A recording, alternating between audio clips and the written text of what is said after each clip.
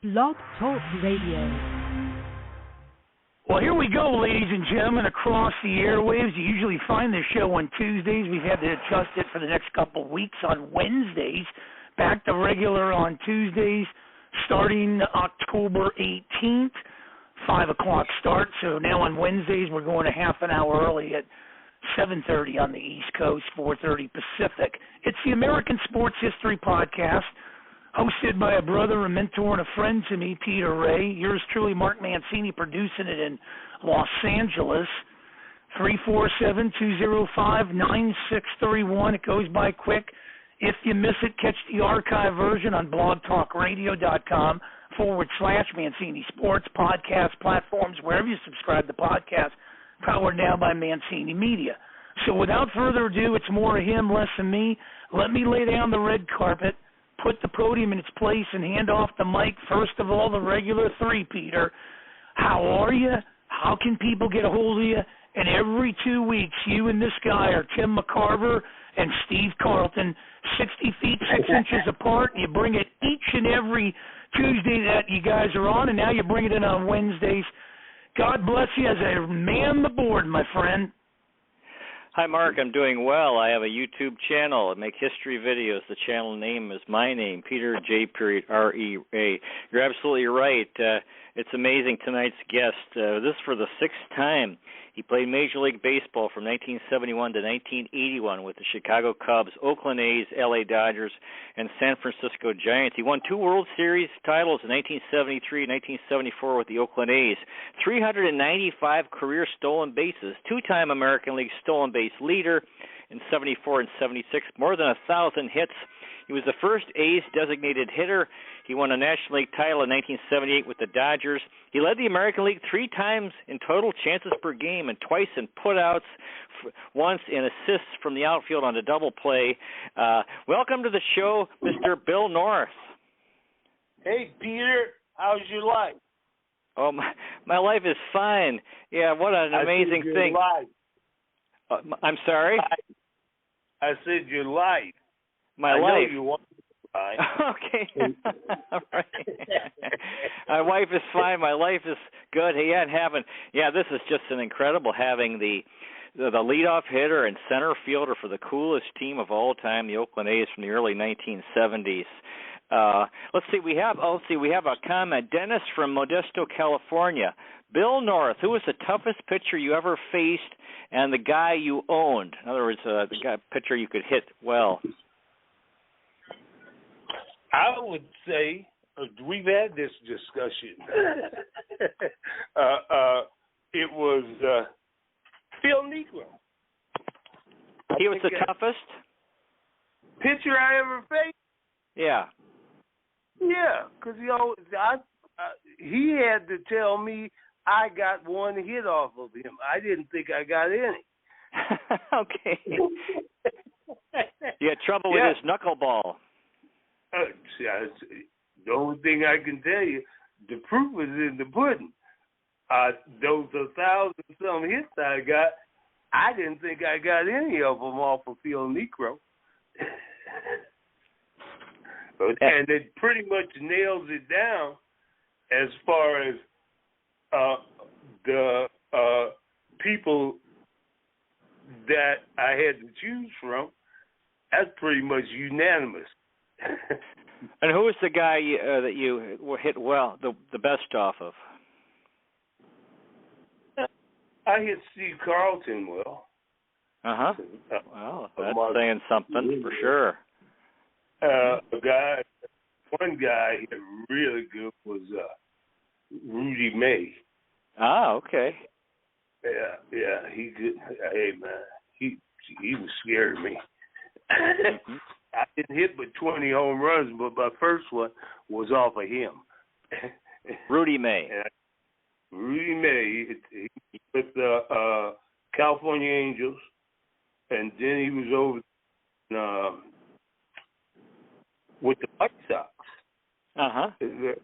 Nice guy and stuff, but it was one of those things that, if you remember, I made it to the big leagues as a right-handed hitter. Okay, I was a pretty good hitter throughout my minor league career and in college and that. And they made me switch hit when they saw me messing around. DeRocher did, but I hit pretty good my career right-handed, and I got to the base pretty good left-handed. So, yeah. Gary from Lafayette, Louisiana. Ron Guidry country. Guidry was 25-3 in 1978. The Yankees could use him now. Any thoughts on Ron Guidry? Oh man, competitor. He was a good pitcher. He was a good person, as far as I know. But yeah, he struck me out. I'm in the statistics in there. Yeah, and I just felt it. I didn't get any reports on him or anything, but I felt like he was a good person too. You know, and yeah, he could pitch, oh boy. He had his little run. Yeah. Sal from Germantown, Pennsylvania. The Philadelphia Phillies need some base stealing help. Sign Bill North. I can run just as fast. I just can't get there as quick. Oh, boy. Base stealing. Okay.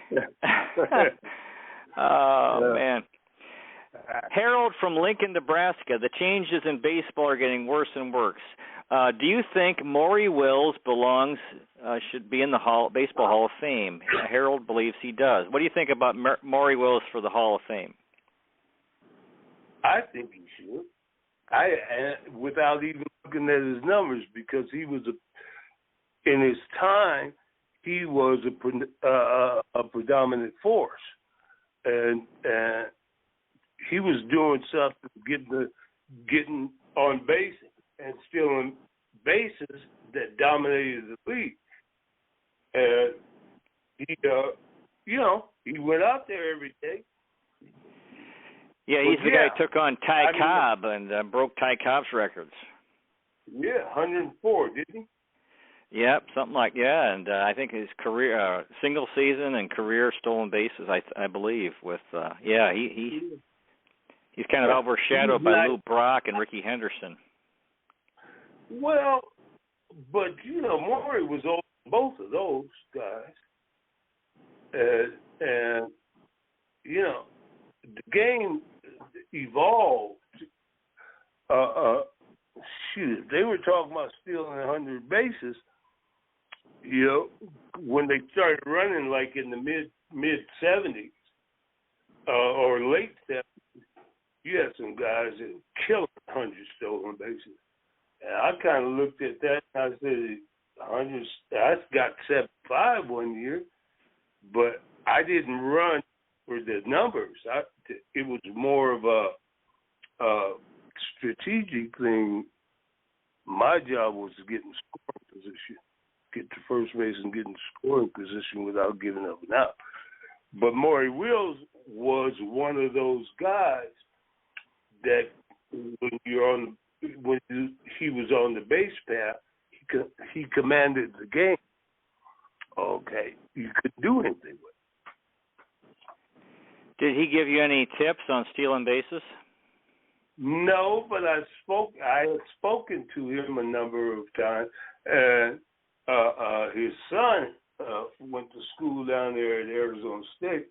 But Maury was a nice person to meet, and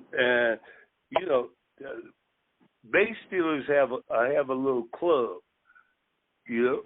Sure. We talk. We know what it is, and we talk in a different way, a degree of confidence about how you can move somebody around with your legs.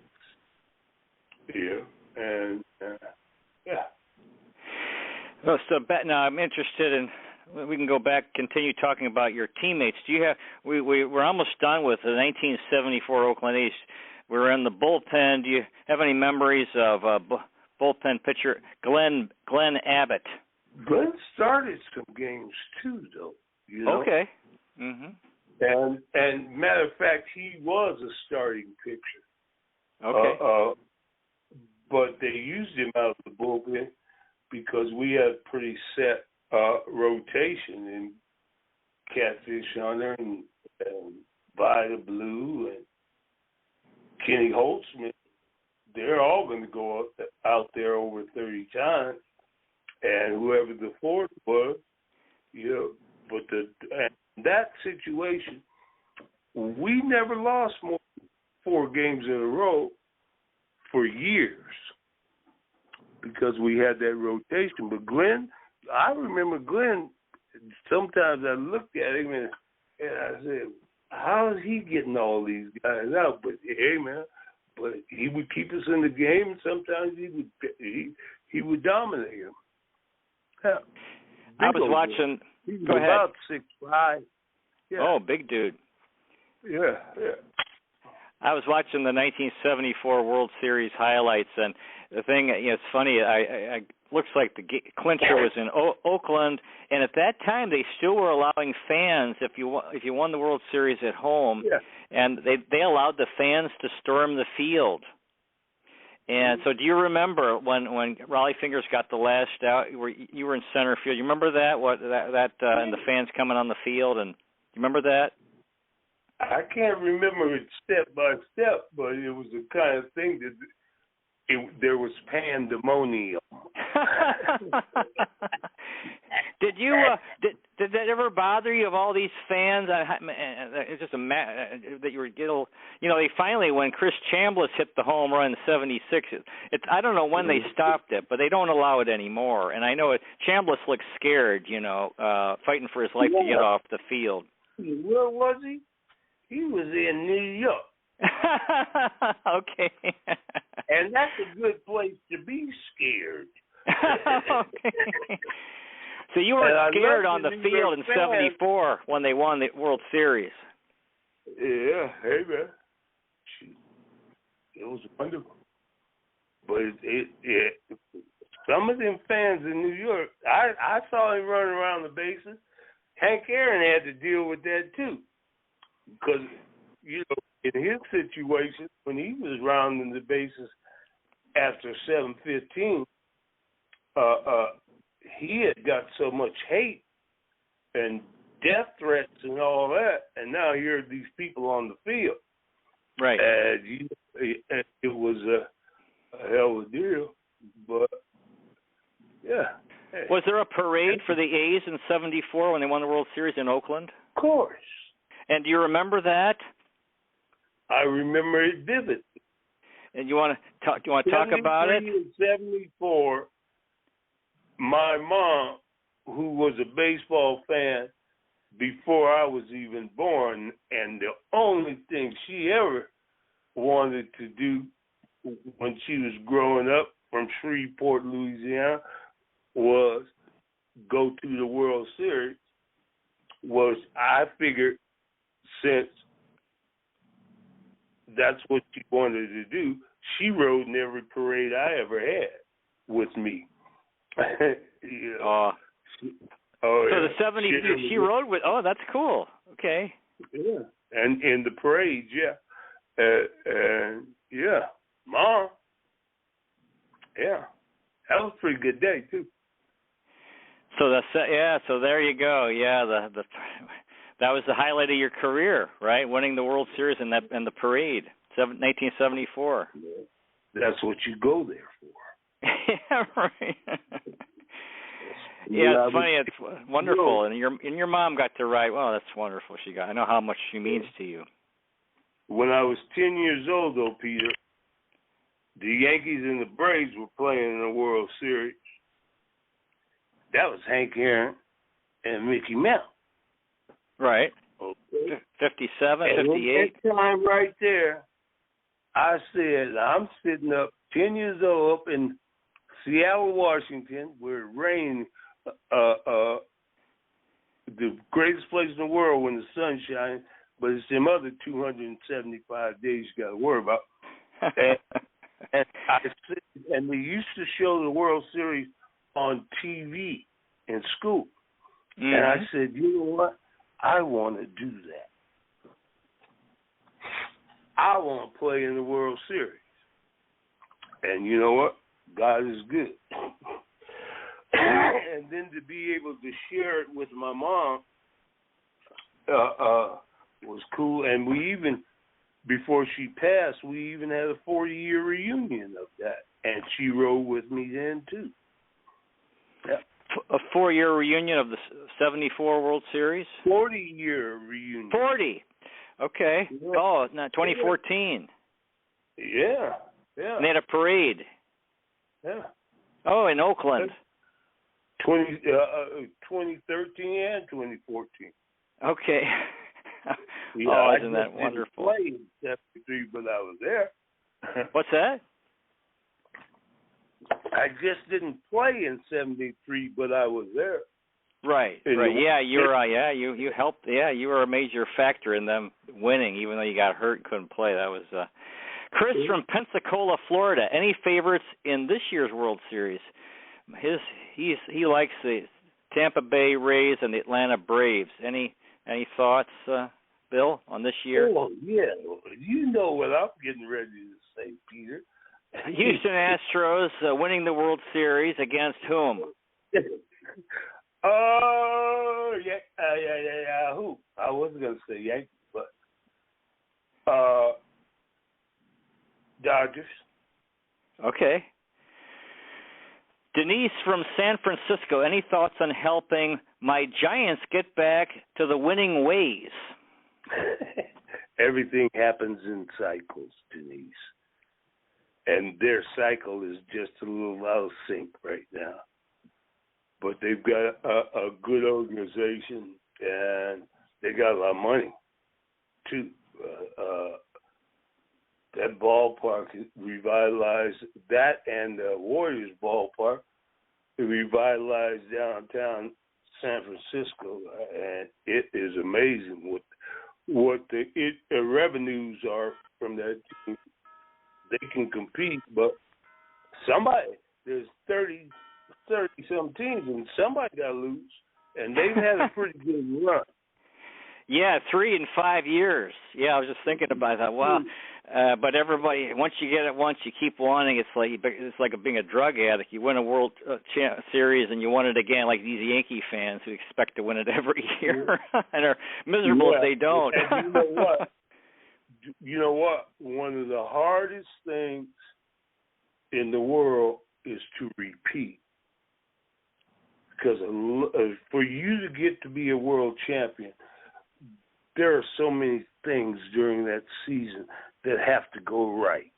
Right. And you can have a really, really good team, but things have to go right. Biggest factor of all is who gets hurt and when. Okay, and that right there, repeat it and still have that, because there's a lot of pain in playing a season and doing that, and to still have that the guts to go out there and repeat the pain is a heck of a deal. You know, it's not easy.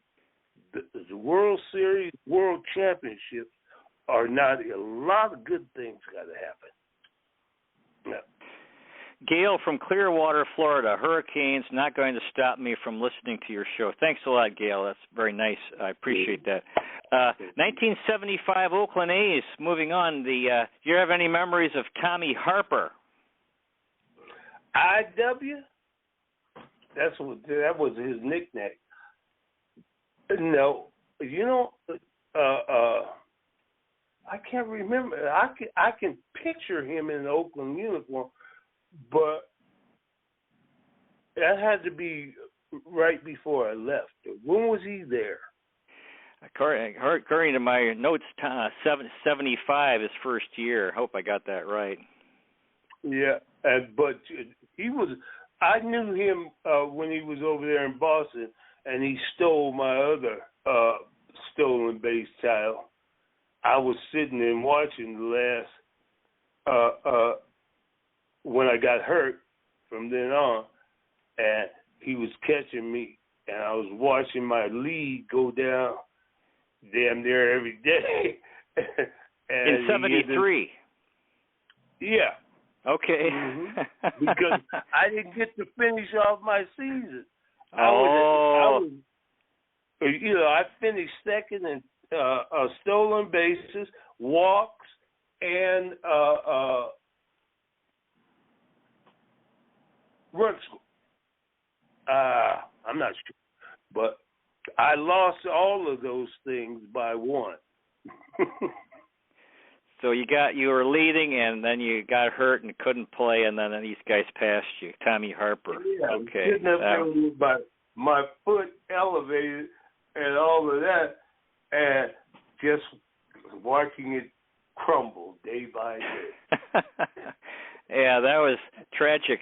How about Cesar Tovar? You remember Cesar Tovar? I do. He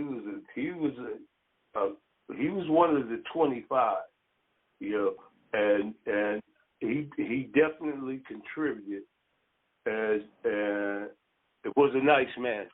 Yeah. Okay, another guy, Galen Pitts. Boy, that's a blast from the past. He was a pitcher. What? We didn't use him that much. He was there, but everybody, 75 was a year that we should have won the World Series.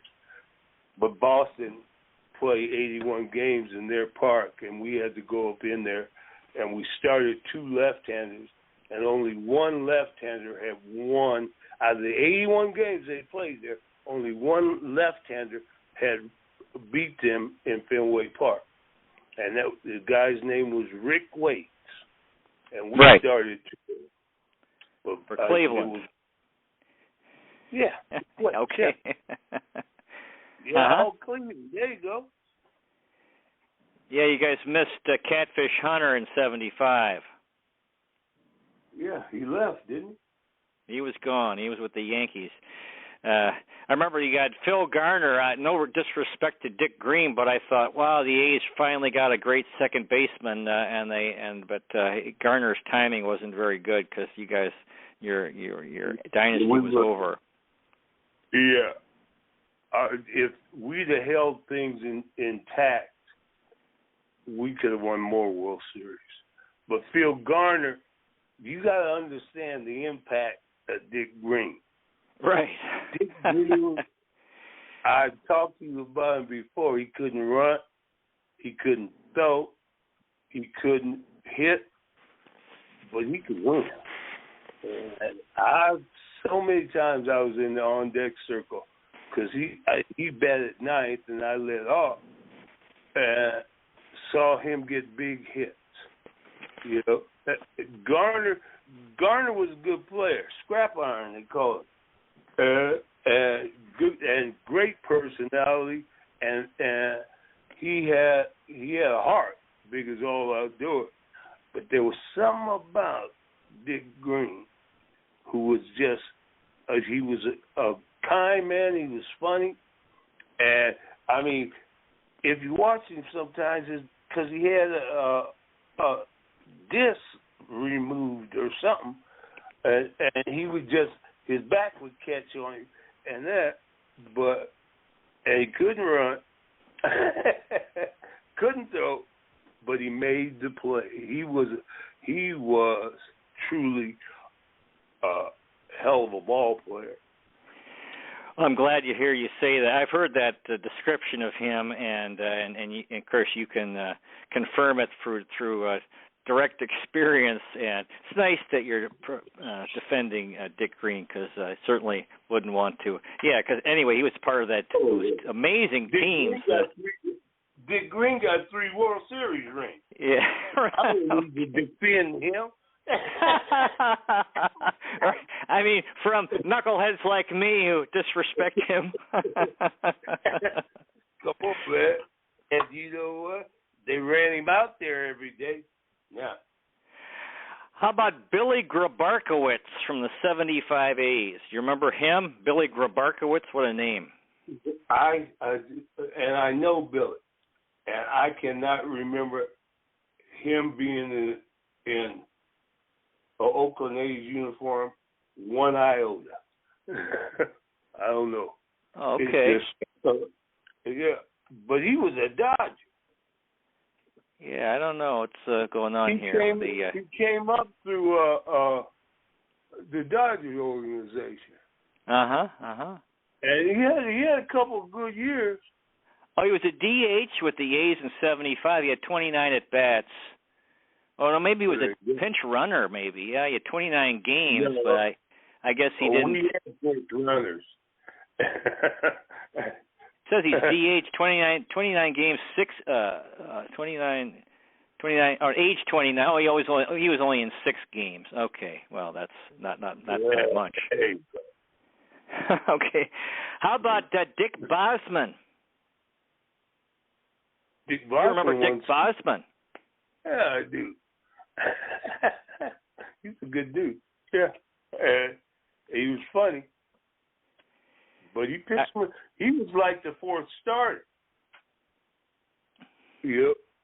Sometime I remember he pitched a no-hitter against him.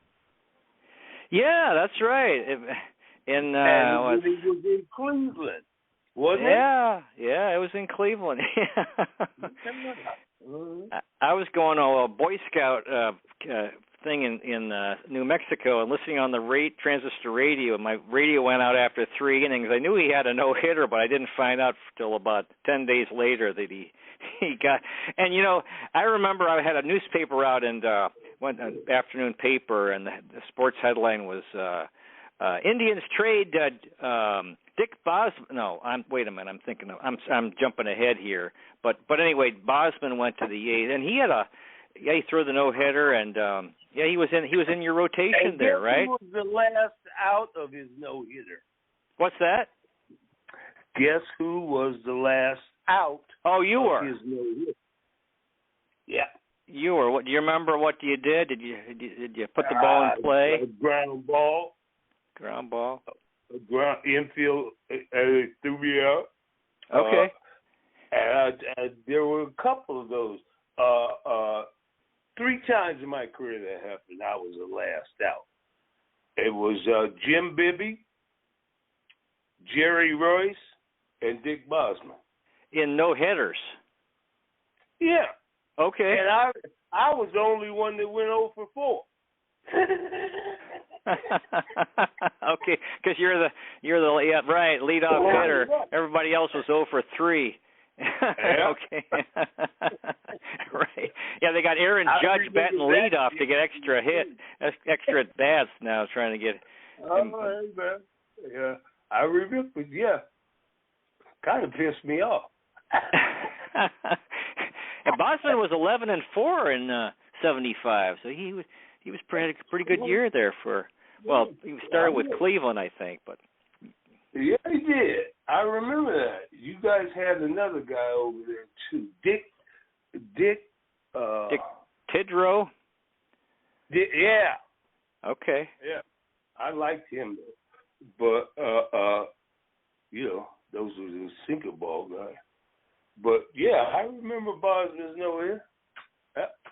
Yeah, he went on to have a long career as a pitching coach. He had wrote a book about pitching, and I guess he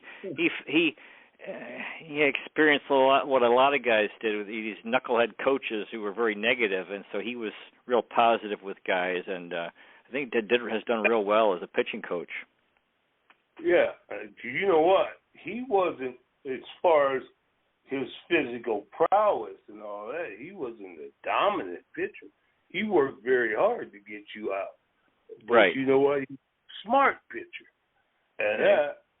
And sometimes those guys that don't have all the tools get really smart. Okay? And he was a smart pitcher. Sometimes you can wear him out, and other times he can trick you. Yeah. The time is. Go ahead. He kept going out there. The time has flown by. Our guest has been Bill North, who played Major League Baseball from 1971 to 1981 and won a couple World Series with the Oakland A's. Leadoff hitter and center fielder for the coolest baseball team of all time, the Oakland A's from the early 1970s. Bill, do you have any final words tonight for our audience? Yes, I do. Thank you for your inclusion and listening to us. I appreciate it. It's not a given, okay? And I always have a good time, Peter.